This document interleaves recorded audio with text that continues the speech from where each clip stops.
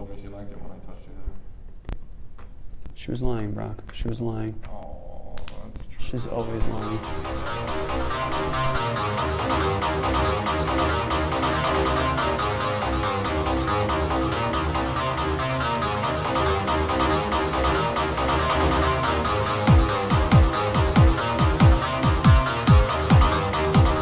Hello again, everybody. Welcome back to the series that used to be Correcting Commander. I'm Steve. And I'm Brock. And this is Beyond 100.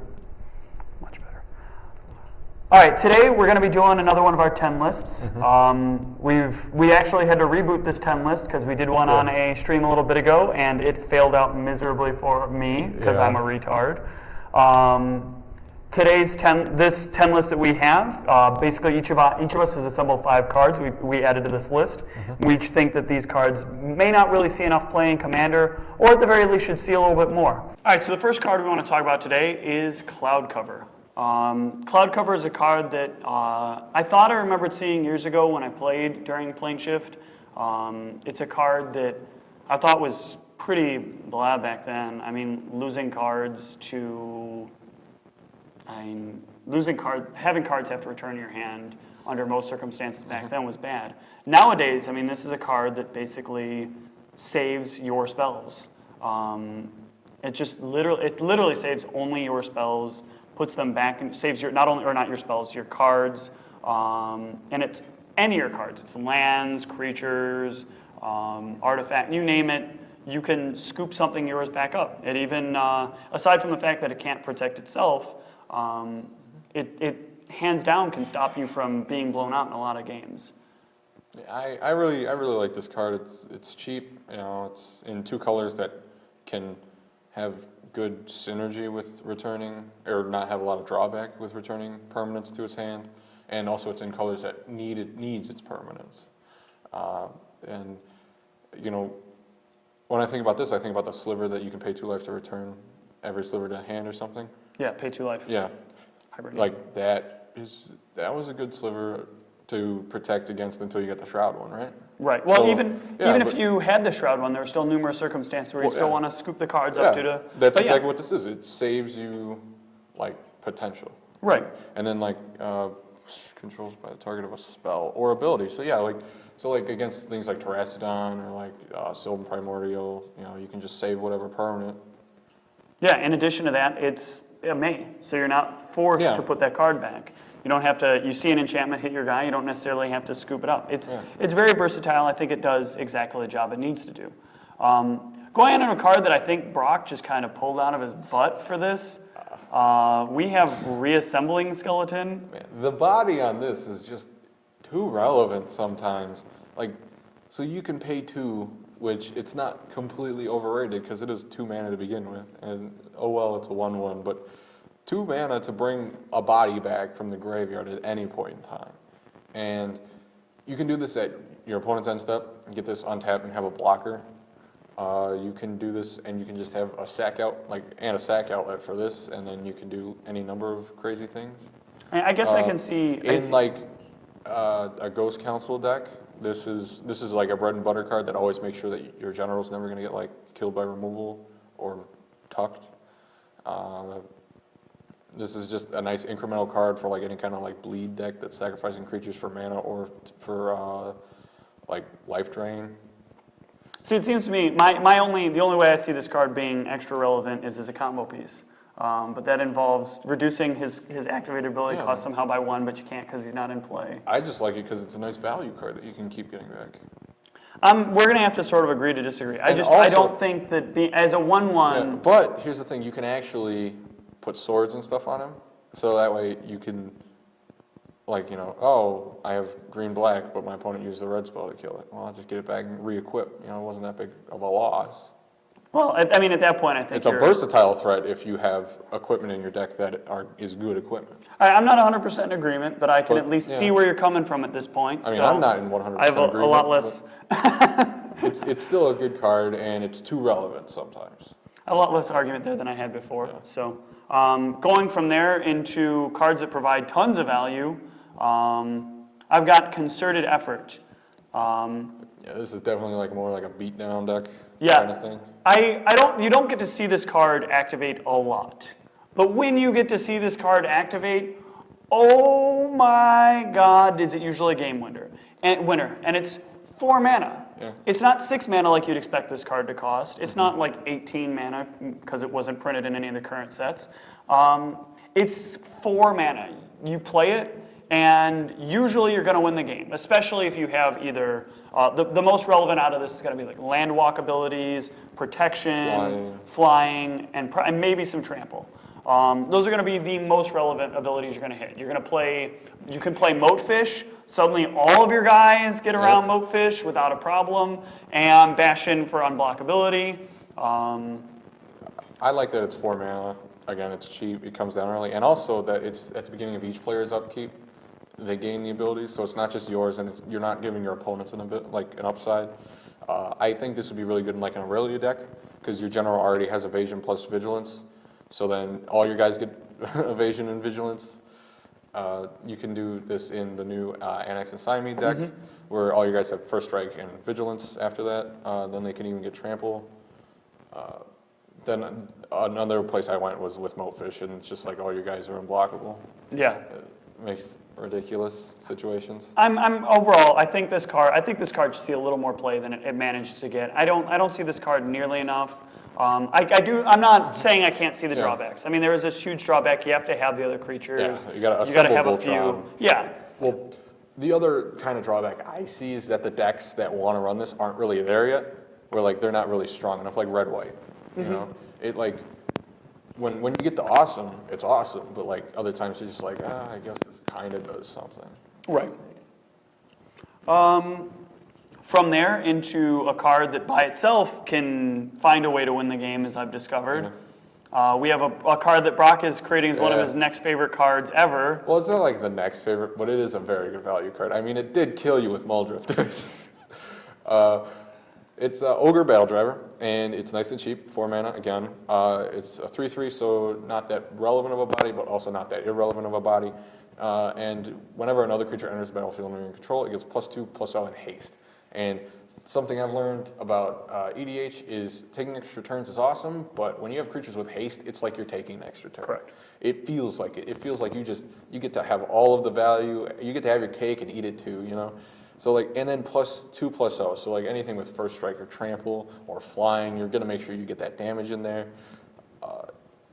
Anything small too, so you can just spit out a bunch of like small guys, and then it's like this and Assemble the Legion is awesome, and then like this and any token maker is awesome. Well, yeah, but going even beyond that, I just want to point out like this guy, first of all, stacks with clone effects. He stacks. He does everything. I literally, the value in EDH is what? It's come into play abilities or haste or giving out something that's going to change the game in some way. This guy does 2 of the 3 right off the top. He comes into play. He may not give out it as soon as he comes into play, but if you clone him, immediately it just like doubles and triples the value of that. And then you play anything else. You happen to have another clone, why not just Ogre Battle Driver in for the win? It's pretty insane. Adding clone effects to it just makes it even more ridiculous. Also, in like just mono red with goblins, he's pretty good. Yeah, you know, all by himself, just as the addition to make sure they get there. Yeah. It's a very nice, just mid-range to top end of the curve card. Going a little ways away from new cards, back into some old country here. I want to talk about Hunting Grounds. And I want to say, where the hell is this card? Where is it? I've been like wondering why this card hasn't seen play in green-white decks I see. I have seen way too many decks that run green and white, and they don't play this card. It costs 2 mana.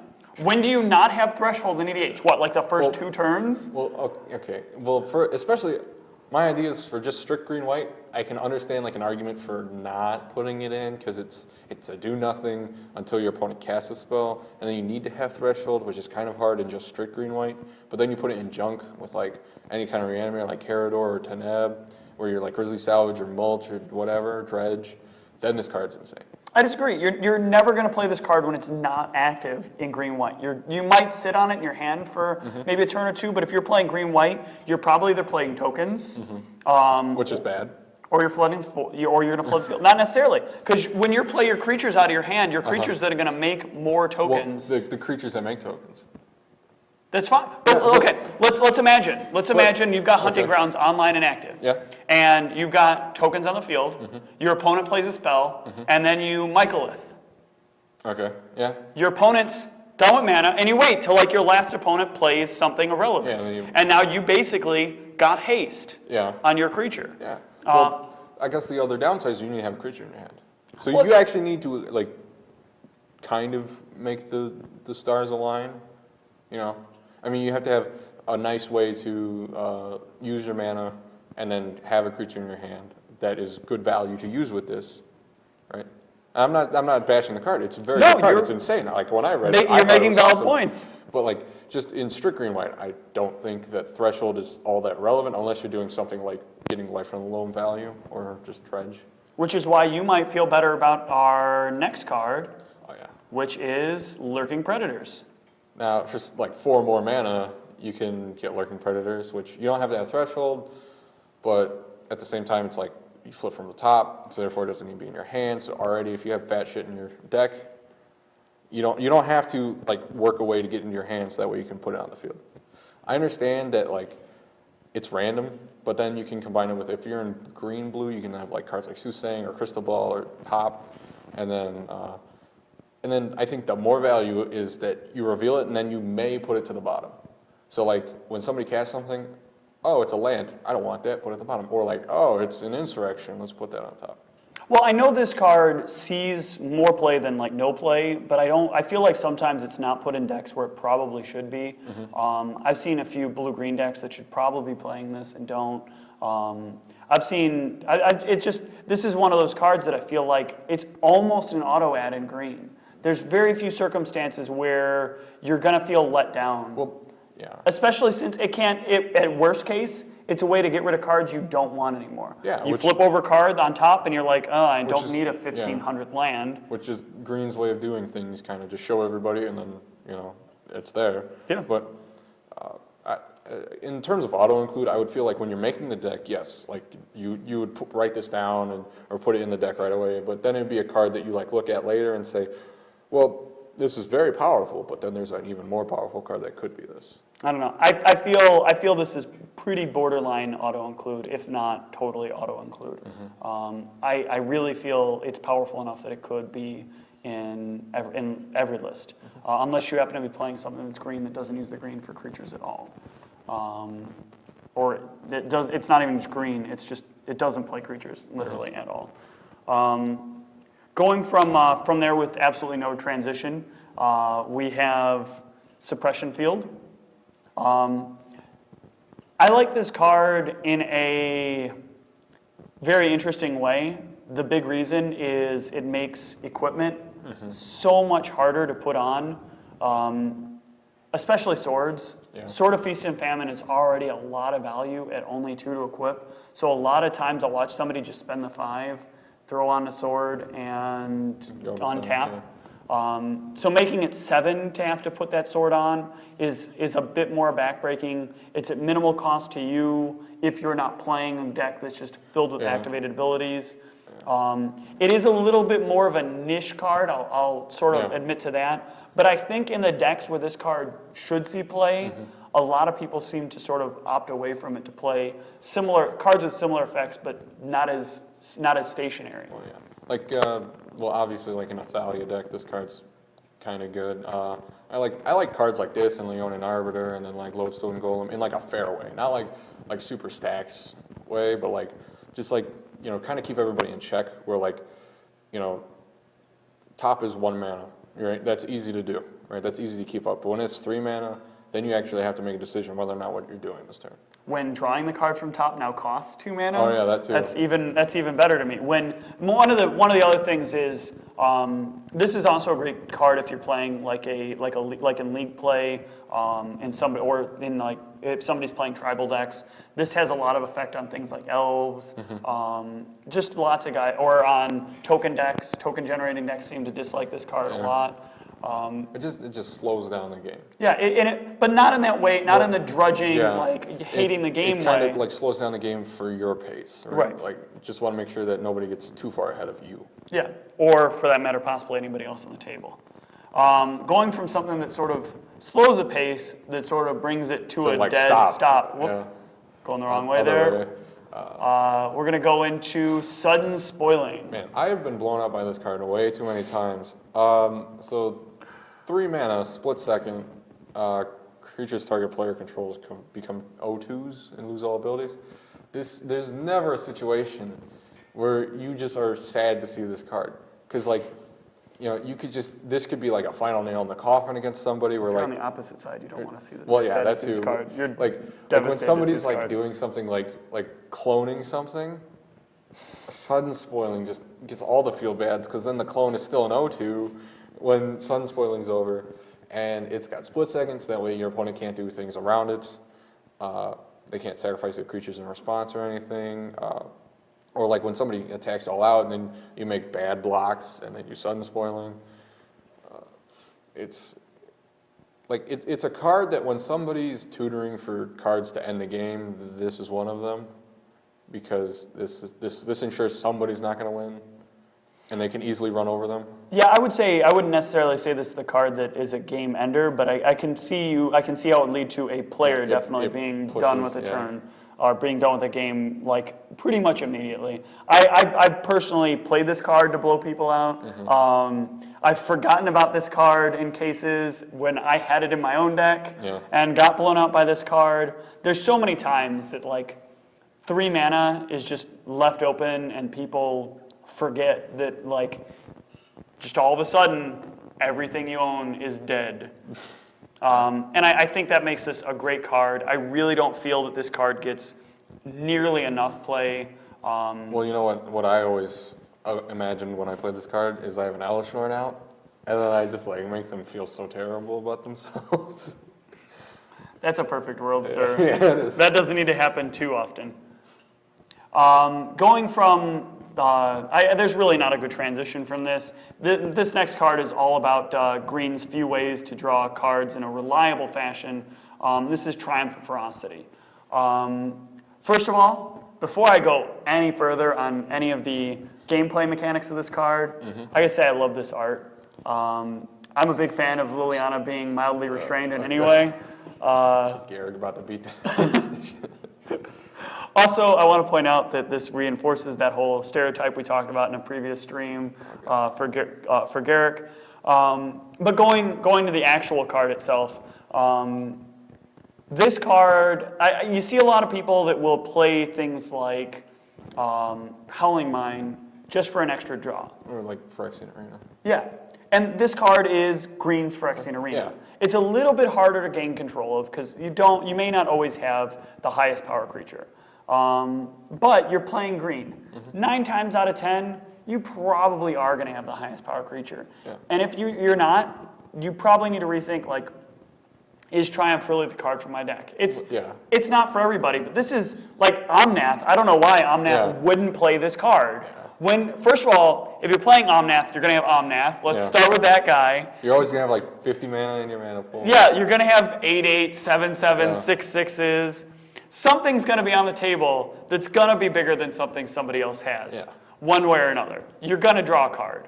And you could be tied. Yeah. It doesn't even care that you're not the biggest, just that you're one of the biggest. And I really like that it's cheap, but also it doesn't give like negative value if you don't have the highest. So like it's not the player with the highest draws a card. That would be like, I would never like to play that card. Yeah. This is just, it's always value. And then after the second draw, you're always netting cards. So we're in pretty well agreement there. That'll take us into a very, very Very painful way to end this, and a very painful way to end most games. Brock, by the way, is talking about this card now. This is the third time he'll be talking about this. And it just makes him more and more excited, I think, to talk about this card. I just love big Doofy enchantments. Like, it's 6 mana, and it's like a rare from like Return of Ravnica that should never see play ever. But like, I like this card because it puts a clock on the game. It says that in X turns, the game's going to be done regardless of what anybody does, because players can't gain life, and then you lose life rounded up, so that way this can kill people, and then this affects you last because it checks on upkeep. So it's just all of like the awesome, because then everybody's gonna be playing the most like relevant plays, or the biggest creatures are trying to just get enough damage on somebody that they're gonna die before they do. Yeah, you're not. I mean, I have no negatives to say about this card in Commander. It's fun. I mean, this is sort of the essence of it. It's one of those cards if you drop it late enough in the game, you bring the game from being boring to being exciting once again. Players are back on their toes. Players have to end the game, or the game's going to end itself. Yeah. You almost never want to play this early, just because like then people are going to start throwing everything they have at you. Because no, you want to play it like when like either one person just got knocked out, and then people have like 2 or 3 cards in their hand, or somebody just like tapped out 2 draw cards. Then you want to play it because then everybody's either just got shields down, or they don't have answers for it. And when nobody has an instant speed answer for it, then you just get value, because then you're upwards like 20 damage. I've done like 110 damage at once with this card, so it feels really good. All right, so that's our 10 list for this segment. We'll be doing one of these about every other week until we run out of cards, and then we'll move on to something else that has to do with 10. We're not exactly sure what that is yet, because there's quite a bit of cards that we want to talk about. We've got more segments that'll come. We'll be doing this about every week. Streamers, you'll see anybody watching it on Twitch, you'll get to see this more than once a week. You'll probably see this. You'll see this basically as often as we make it. This may become a series that goes to more than once a week, depending upon how often we get to do this. We hope you guys enjoy it. And we don't really have a sign off yet, so Bye. Later.